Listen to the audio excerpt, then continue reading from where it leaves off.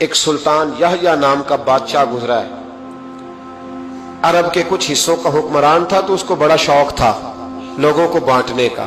دو قسم کے لوگ ہوتے ہیں نا, کچھ کو جمع کرنے کا شوق ہوتا ہے, کچھ کو شوق ہوتا ہے کوئی روٹی کھا لے.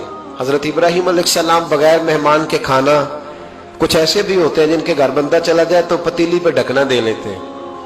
اپنا اپنا فرق ہے نا جی, ہر آدمی کا اپنا اپنا ذوق ہے. منت کرتے ہیں کسی کی. مجھے بڑی بات پسند ہے شیخ سعدی کی, قرضے لے لے کے مہمان نوازی کرتے تھے.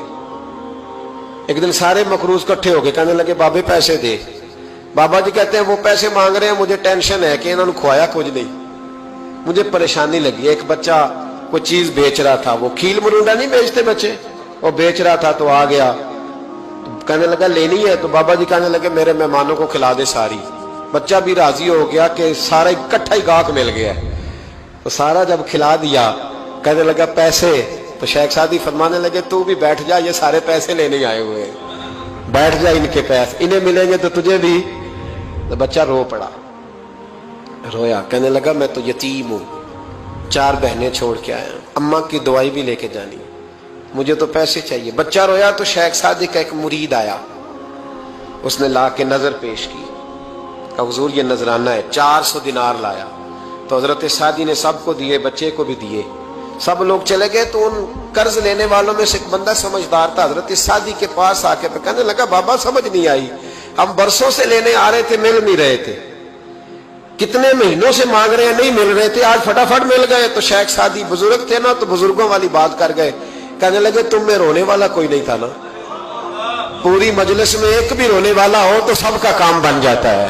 رونے والا عاشق دا کم رونا توڑنا, اے بنا رویو نہیں منظوری, بنا رویو نہیں منظوری, تے بنا رویو نہیں منظوری. عاشق سدا ہی روندا رہندا, پاویں وصل ہوئے تے پاواں دوری.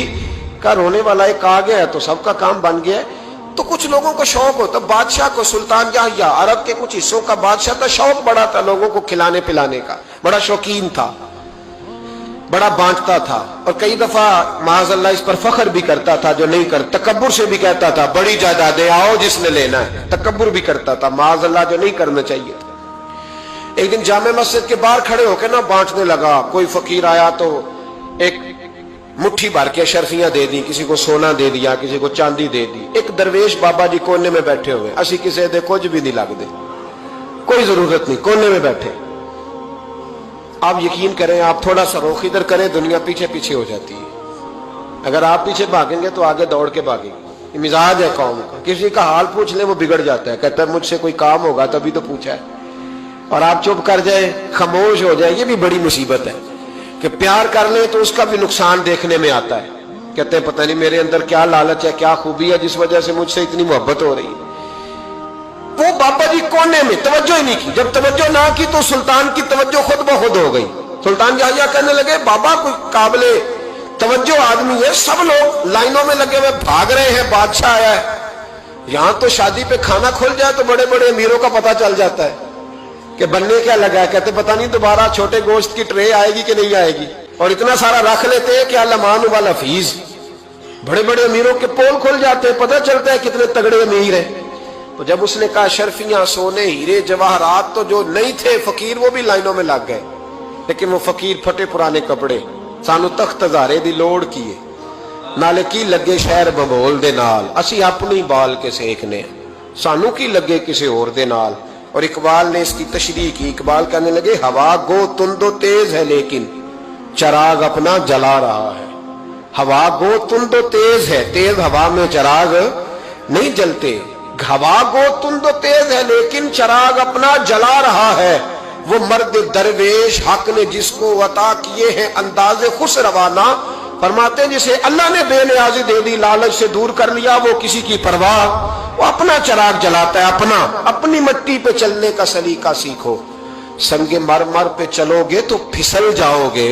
وہ بابا بیٹھا ہے تو بادشاہ کہنے لگا اسے بھی بلاؤ. بابے کو بلایا, کہنے لگا تجھے کچھ نہیں چاہیے. بابا کہنے لگا چاہیے تو بڑا کچھ, پر تجھ سے نہیں چاہیے. کہا کس سے چاہیے؟ فرمایا اس سے چاہیے جو دے کے حساب نہیں پوچھتا, بغیر حساب دیتا ہے, اس سے چاہیے. کہنے لگا نہیں دروازہ کھلا ہے تو بھی لے لے. بابا کہنے لگا میں لے تو لوں پر تو دے کچھ نہیں نہ سکتا.